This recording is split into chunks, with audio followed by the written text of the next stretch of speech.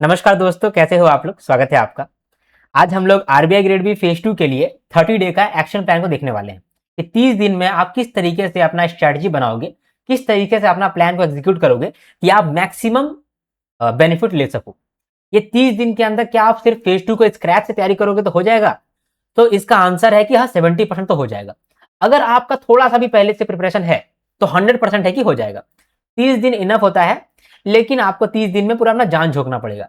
और अगर कोई चीज आपका जिंदगी संवार सकता है, लाइफ संवार सकता है, तो उसके लिए जान झोंकना सस्ते है, सस्ता का ही सौदा है, महंगा सौदा तो है नहीं, है ना। तो चलो ठीक है, अब हम लोग स्टार्ट करते हैं 30 डे का एक्शन प्लान। कायदे से देखा जाए तो 36 डेज 37 डेज अभी हमारे पास है, लेकिन हम लोग सिर्फ 30 डेज का एक्शन प्लान को डिस्कस कर रहे हैं। अगर आपके पास 6 से 7 दिन एक्स्ट्रा बचता है तो वो आपके लिए एज है, और आप अपने हिसाब से कुछ चीज ऐड कर सकते हैं। ठीक है, माइनस नहीं करना, कुछ ऐड करना। जो भी मैं आपको बताऊंगा इतना तो आपको करना ही है।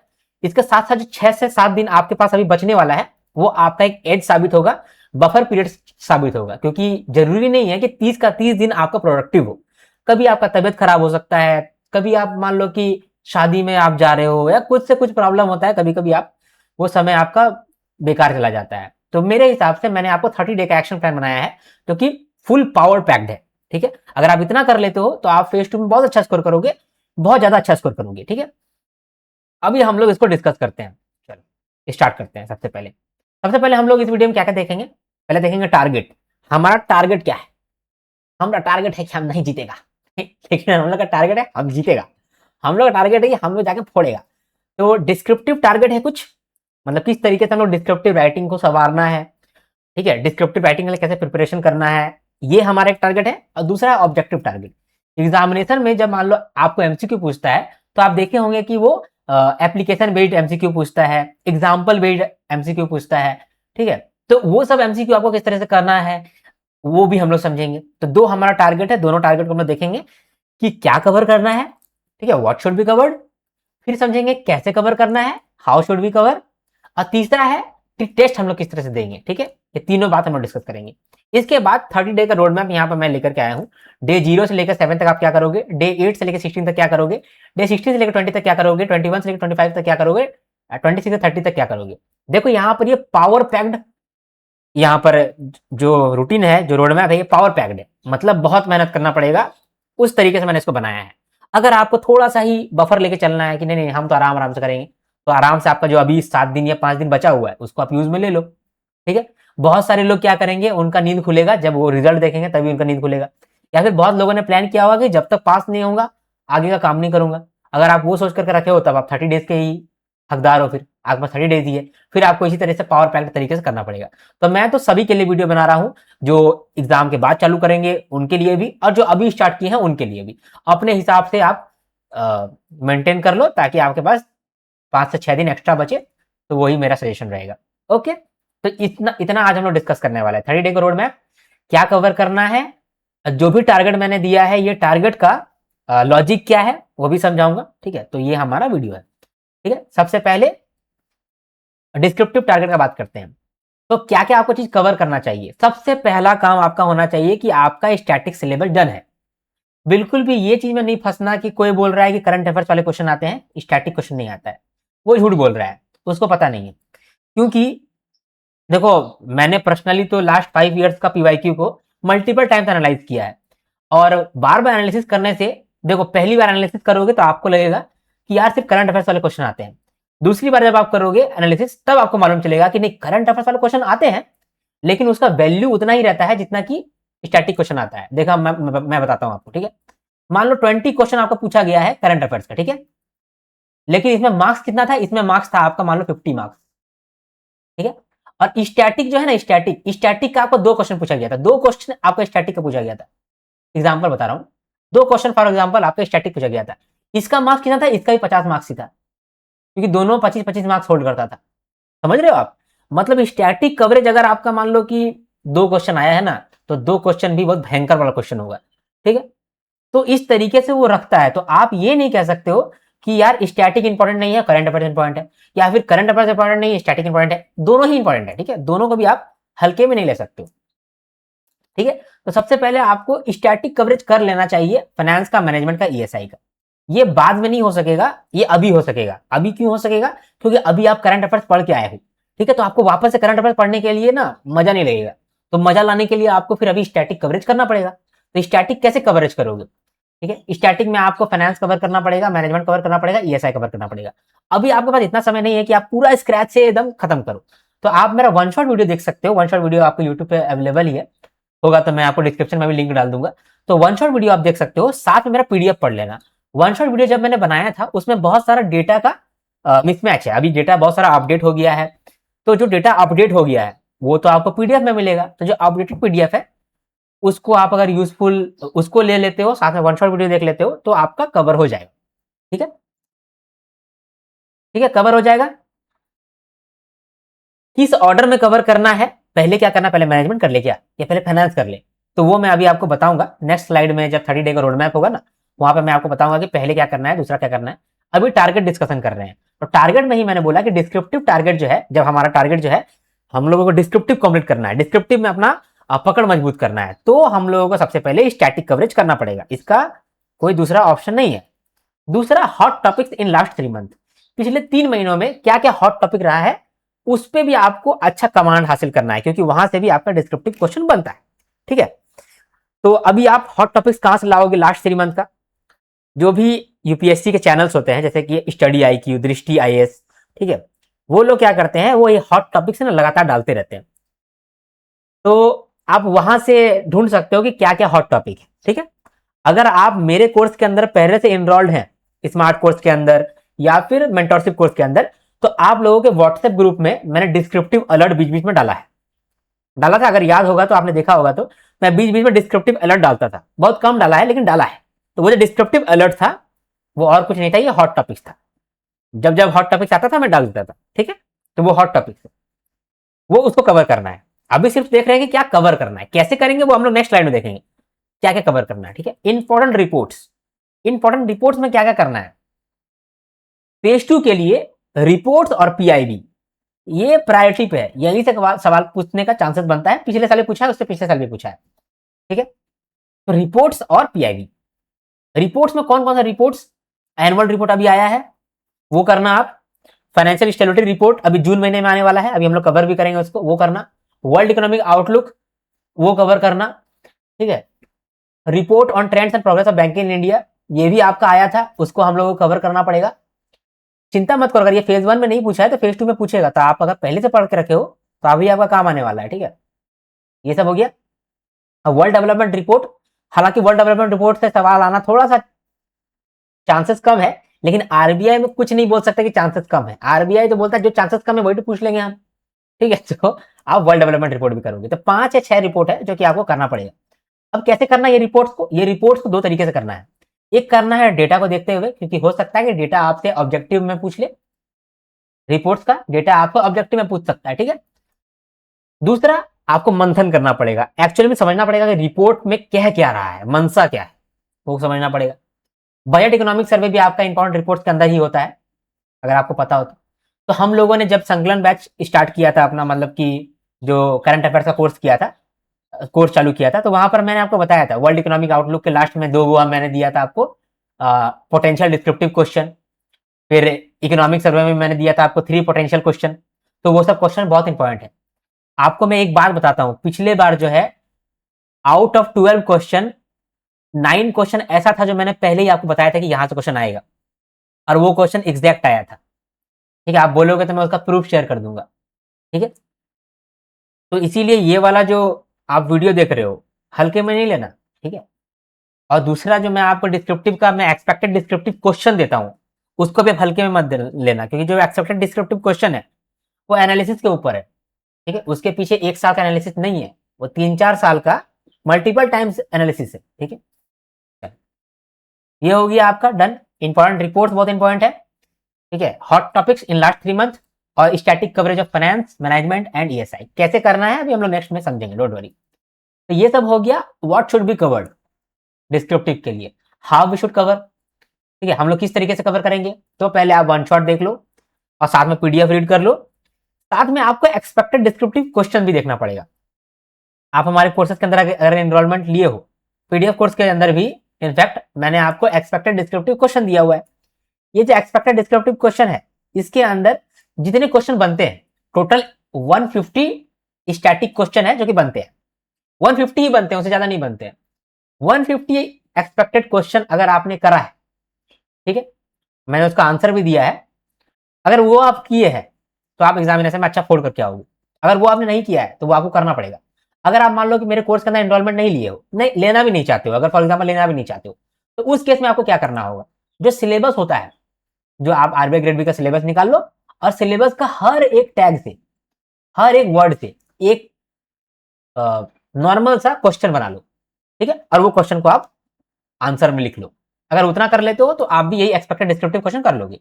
मैंने भी वही किया है, मैंने कुछ अलग नहीं किया है, ठीक है। डिस्क्रिप्टिव क्वेश्चन जो है टॉप 50 जो मैंने आपको दिया है वो क्या है, वो सिलेबस का, हर सिलेबस का पॉइंट से जो पोटेंशियल क्वेश्चन है वो मैंने दिया है, और उसका आंसर किस तरीके से होगा वो मैंने दिया है, और कुछ नहीं है, ठीक है। तो ये आप भी कर सकते हो, है ना। समय बचाओगे तो आप मेरा ले सकते हो, नहीं तो आप किसी और कोर्सेज के अंदर अगर ऑलरेडी इनरोल्ड है तो उसका हेल्प ले सकते हो, है ना। तो ये हो गया आपका। तो वन शॉट वीडियो देखोगे, आप पीडीएफ देखोगे और एक्सपेक्टेड डिस्क्रिप्टिव क्वेश्चन को रीड करोगे, ये काम हो गया आपका। दूसरा, सिलेक्टेड टॉपिक्स का क्वेश्चन आपको करना है। सिलेक्टेड टॉपिक्स का मतलब जो लास्ट 3 महीने में हॉट टॉपिक्स रहा है वो टॉपिक्स का आपको क्वेश्चन करना है। स्पेशली याद रखना, मैं फिर से बोलूंगा कि क्वेश्चन आपसे पूछेगा, एक वेदर वाला, एक पूछेगा वुमेन वाला। दो ही क्वेश्चन उसका फेवरेट होता है। एक वो पूछेगा कि वुमेन के लिए हम लोग क्या कर रहे हैं, या वुमेन के लिए हम लोग ये वाला स्कीम लाए हैं, वो स्कीम कैसे हेल्प करता है, या आपको पूछेगा कि 5 स्कीम बता दो जो वुमेन के लिए लेकर के आए हैं, ये वाला क्वेश्चन पूछेगा। मतलब वुमेन वुमेन वुमेन, अच्छी बात है, वुमेन, ठीक है, फीमेल, लेडीज। तो वुमेन के लिए आपको क्वेश्चन पूछेगा। दूसरा, इन्वायरमेंट।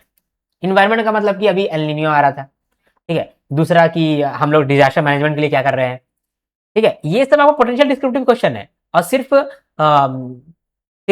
डिस्क्रिप्टिव क्वेश्चन नहीं, ऐसे ऐसे में भी यही पूछेगा आपसे, ठीक।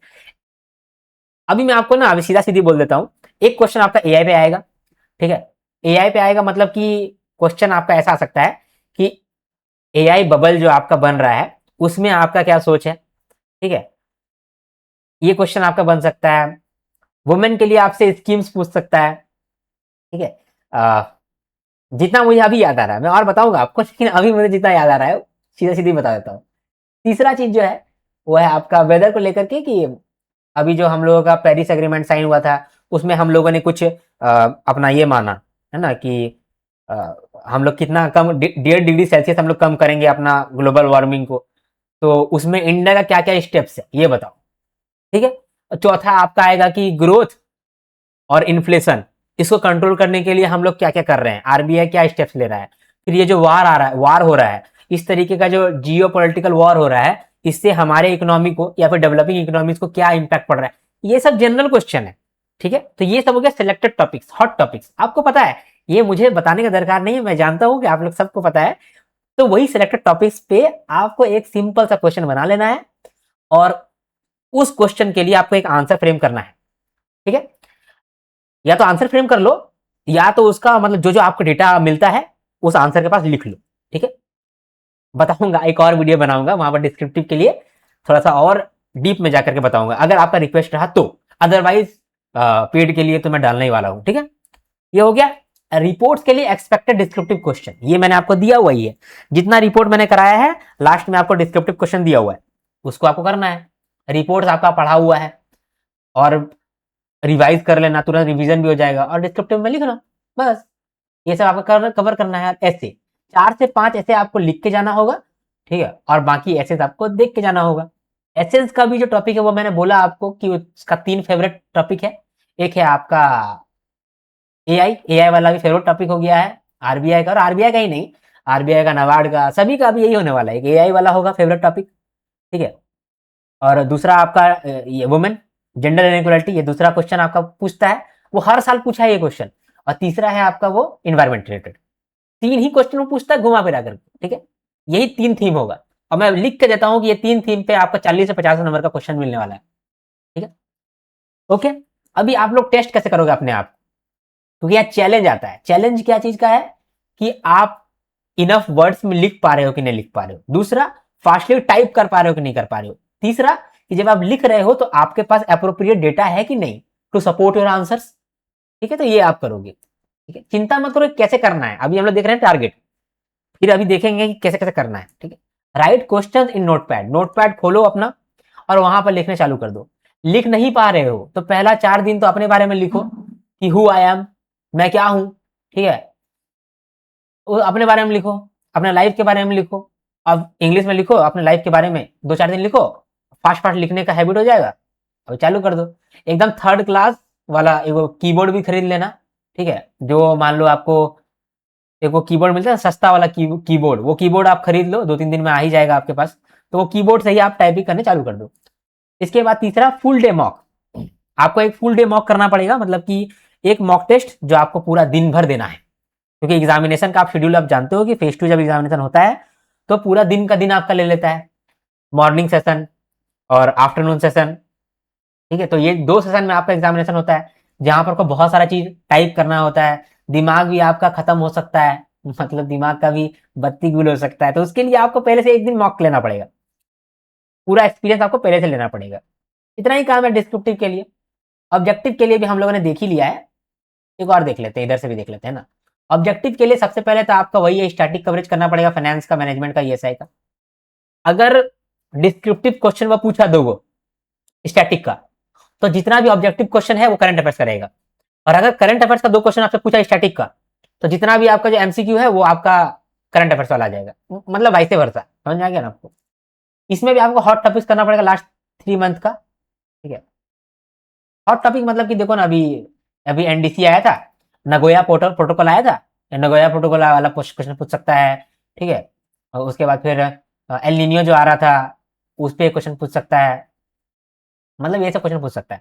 ठीक है, और अभी ज्यादा चांसेस है गर्मी वाला क्वेश्चन, वेदर वाला क्वेश्चन पूछने का, क्योंकि अभी गर्मी का समय आ रहा है, सभी को गर्मी लग रहा है। जितना गर्मी लगेगा उतना समझ लो कि आपका वेदर रिलेटेड क्वेश्चन आने वाला है। ठीक है, इंपॉर्टेंट रिपोर्ट, इंपॉर्टेंट रिपोर्ट से भी आपको बहुत क्वेश्चन पूछेगा। देखो अगर ऑब्जेक्टिव क्वेश्चन पूछेगा ना रिपोर्ट से, तो भाई वो आसान नहीं रहेगा। ठीक है, अगर डिस्क्रिप्टिव क्वेश्चन पूछेगा रिपोर्ट से तो आसान रहेगा, लेकिन ऑब्जेक्टिव क्वेश्चन अगर पूछेगा आपका रिपोर्ट से, वो आसान नहीं देगा। 5 क्वेश्चन रखेगा, उसमें 2 आसान देगा, 3 हार्ड देगा। ठीक है, इतना ध्यान देना। ठीक है, इसके बाद देखो पीआईबी न्यूज और न्यूज़पेपर एरिना। बहुत लोगों को ऐसा लगता है कि पीआईबी न्यूज से क्वेश्चन नहीं आता है, वो फेज 1 में, फेज 2 में ऐसा नहीं है। फेज 2 में वो क्वेश्चन पूछ रहा है लगातार 3 साल से, मतलब फेज 2 में क्वेश्चन आता है पीआईबी से। ठीक है, तो पीआईबी पीआईबी बहुत बढ़िया बढ़िया न्यूज था इस बार, तो पर्टिकुलर बहुत अच्छा अच्छा न्यूज था, तो वो क्वेश्चन जो है वो पूछ सकता है पीआईबी न्यूज से। एक बार एग्जामिनेशन में ऐसा भी हुआ है कि पीआईबी से 15 नंबर का सवाल, एक डिस्क्रिप्टिव सवाल पूछा है, तो क्वेश्चन तो पूछेगा, तो पीआईबी न्यूज आपका होता है। अब आप बोलोगे पीआईबी न्यूज कितना कवर करना है, कब से कवर करना है, जितना आपने कवर किया है उतना ही ठीक है। अभी जो इस महीने का पीआईबी आने वाला है बहुत इंपॉर्टेंट है, जून महीना और जुलाई का फर्स्ट हाफ, ये बहुत ज्यादा इंपॉर्टेंट है। मतलब ये समझ लो कि ये आपका 20% जो पेपर है, ये आपका जून और जुलाई का करंट अफेयर से आएगा, अगर करंट अफेयर्स वाला क्वेश्चन आ रहा है तो। ठीक? और बाकी का 80% आपका फरवरी, मार्च, अप्रैल आएगा। ठीक है, ओके, डन, डन। चलो ठीक है, किस तरह से कवर करना है। अच्छा हाँ, ये न्यूज़पेपर अरीना भी मैंने डाला हुआ है। न्यूज़पेपर अरीना देखो, मैं फाइनेंस वाला जो सर्कुलर वगैरह कवर कराता हूँ ना, वो मैं न्यूज़पेपर अरीना के अंदर कवर करता हूँ। ठीक है, न्यूज़पेपर अरीना के अंदर मैं सारा इंपॉर्टेंट आरबीआई सर्कुलर को कवर करता हूँ, तो इस बारे में मैं वैसे ही कर दूंगा। ठीक है, ठीक है। इसके बाद हाउ शुड बी कवर्ड, ठीक है, इस तरीके से कवर होना चाहिए। पीआईबी न्यूज आप कर लो, पीआईबी न्यूज में आपका स्कीम्स ऑलरेडी रहता है, अलग से भी मैं स्कीम्स आपको इस बार दे देने वाला हूँ, अलग से स्कीम देख लेना। कुछ कुछ फ्लैगशिप स्कीम्स होता है, तो वो क्वेश्चन पूछता है आपसे, स्कीम जो है वो फेज 2 में बहुत पूछा जाता है, और रिपोर्ट्स भी बहुत पूछा जाता है। इसके बाद आपका स्टैटिक एमसीक्यू, मैंने आपको जब कोर्स के अंदर ही प्रैक्टिस रिसोर्स के अंदर आप जाओगे तो आपको दिखेगा कि मैं फेज 2 के लिए दिया है मैंने एमसीक्यू, प्रैक्टिस एमसीक्यू। वो प्रैक्टिस एमसीक्यू जो है वो एग्जामिनेशन पॉइंट ऑफ व्यू से बहुत इंपॉर्टेंट है। आपको लगेगा कि सर आप ग्रोथ एंड डेवलपमेंट में सिर्फ 4 क्वेश्चन दिए हैं, तो 4 क्वेश्चन में से कोई एक क्वेश्चन आएगा अगर वहां से आने वाला है तो। ठीक है, तो मैं एग्जाम पॉइंट ऑफ व्यू से ही उसका 4 क्वेश्चन बन रहा था, ग्रोथ एंड डेवलपमेंट से 4 क्वेश्चन बनता है, तो 4 क्वेश्चन मैंने डाला है। मैं प्रैक्टिस के लिए मैंने आपको नहीं दिया, वो जो रिसोर्स मैंने दिया प्रैक्टिस के लिए नहीं दिया, वो एग्जाम पॉइंट ऑफ व्यू से इंपॉर्टेंट है, इसलिए मैंने इसको दिया है। प्रैक्टिस के लिए तो मैं देखो अब 40 क्वेश्चन मैं बना दूं प्रैक्टिस के लिए, लेकिन एग्जाम में यहाँ 40 क्वेश्चन से 4 क्वेश्चन इंपॉर्टेंट बनता है, तो एक्चुअली मैंने क्या किया है, वो 4 क्वेश्चन दिया है, ये 40 क्वेश्चन दिया ही नहीं है।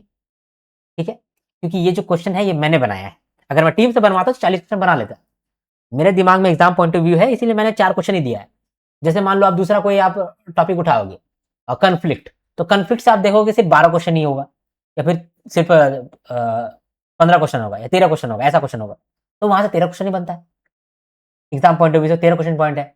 अब सस्टेनेबल डेवलपमेंट रिपोर्ट, मतलब सस्टेनेबल डेवलपमेंट का जो ये है चैप्टर है, तो वहां पर भी हो सकता है सिर्फ 30 गो या 32 गो ही मैंने डाला है, बस उतना ही इंपॉर्टेंट है।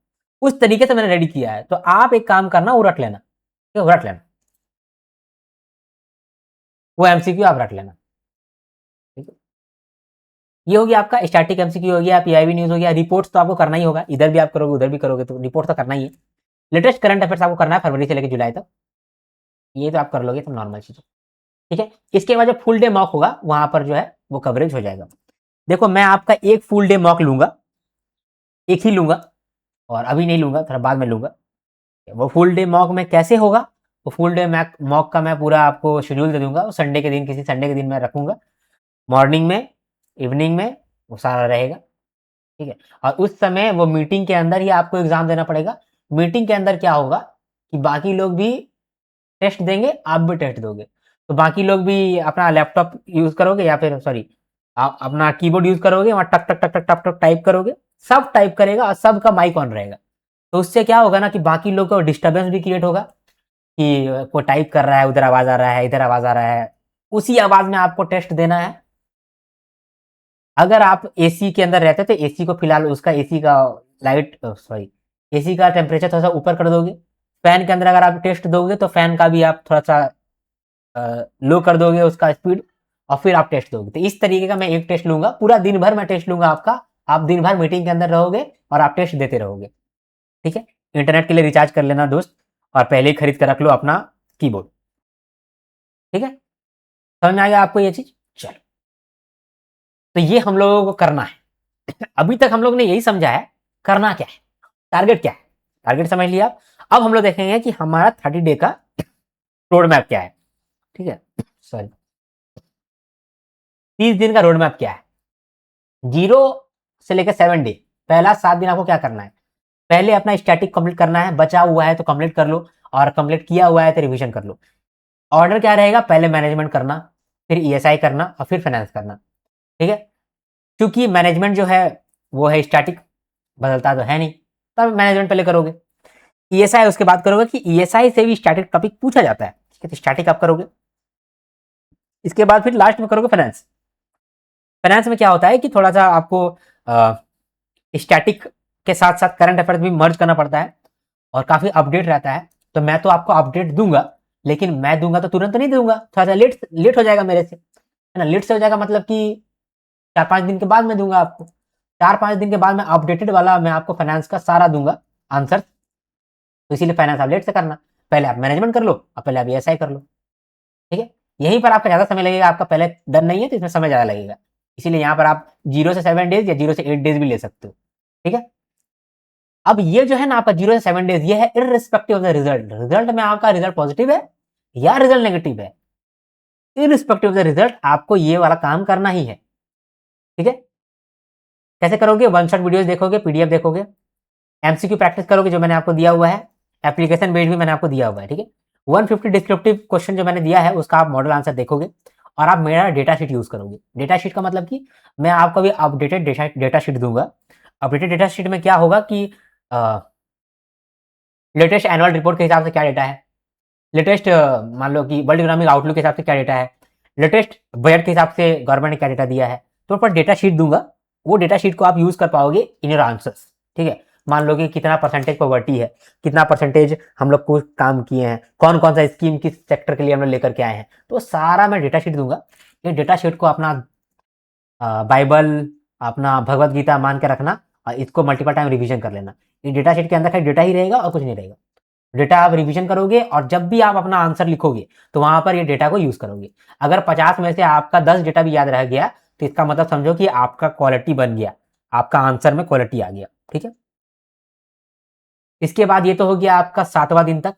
8वां दिन से चालू करते हैं। 8वां दिन तक का टारगेट रहेगा grip on current affairs. Current affairs पर ग्रिप बनाना पड़ेगा, क्योंकि आप 7 दिन तक तो खाली स्टैटिक कवर किए हैं, तो आप वापस से फिर करंट अफेयर्स करना पड़ेगा, क्योंकि बहुत दिन का तो मिस हो गया होगा।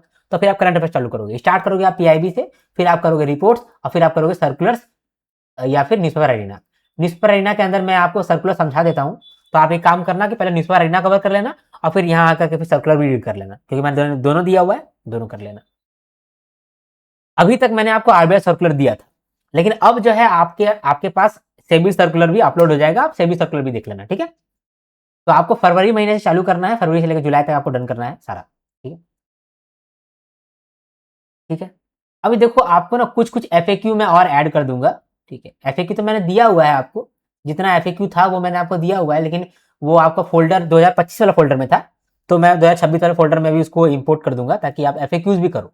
एफएक्यूज भी करना जरूरी है, ठीक है। इसके बाद आपको ज्यादा फोकस देना है रिपोर्ट्स पे और लास्ट महीने का करंट अफेयर्स पे, ठीक है।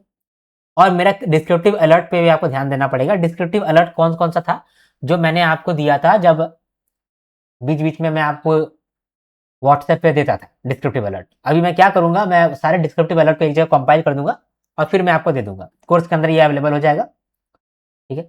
और कोशिश करूंगा कि मैं आपको यूट्यूब पे भी वो प्रोवाइड कर दूं, ठीक है। टेंशन नहीं लेने का, कोई टेंशन नहीं लेने का है। आपको जो भी प्रॉब्लम लग रहा है वो आप कमेंट करो, ठीक है। आपको लग रहा है कि सर ये चीज आप फ्री कर दोगे तो ज्यादा बेटर रहेगा, तो मैं फ्री कर दूंगा, लेकिन मुझे भी सोच, मतलब मेरे बारे में भी सोच करके बोलना कि फ्री कर दो, ऐसा नहीं बोलोगे सभी फ्री कर दो सर, वो सब मेरे लिए बहुत मुश्किल हो जाता है, ठीक है।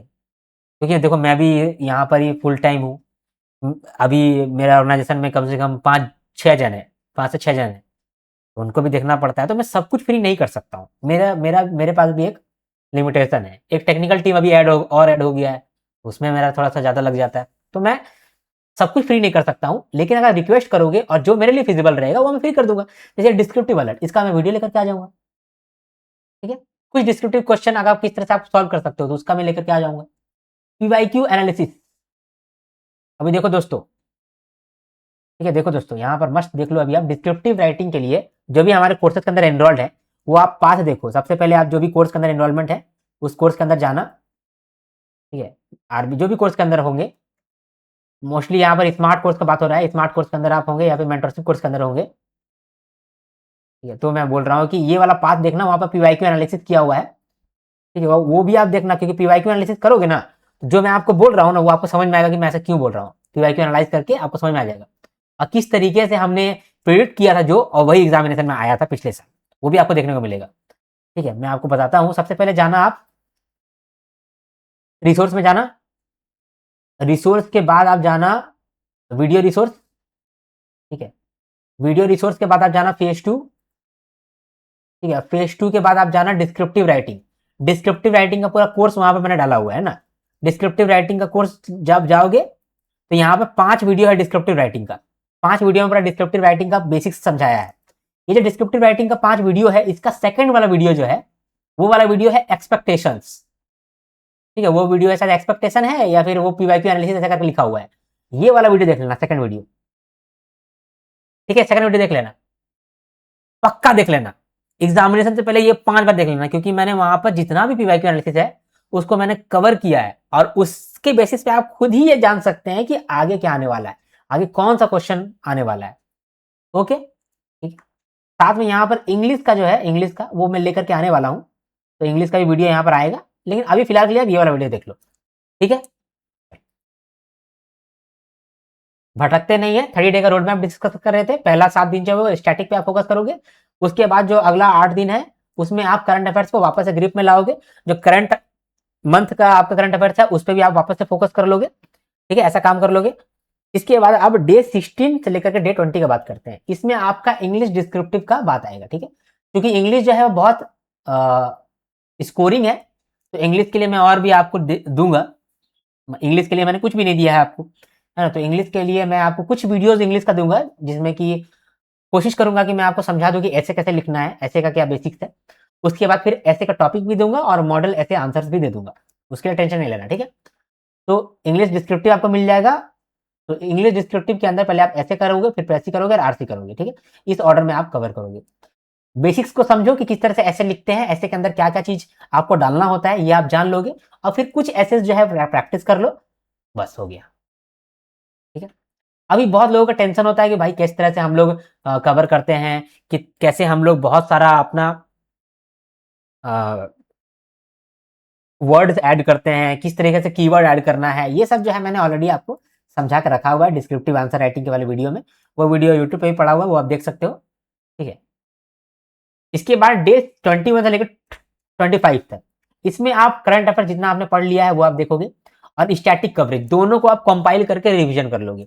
ठीक है, इसका ऑर्डर आप अपनी तरह से डिसाइड कर सकते हो कि पहले क्या करोगे बाद में क्या करोगे।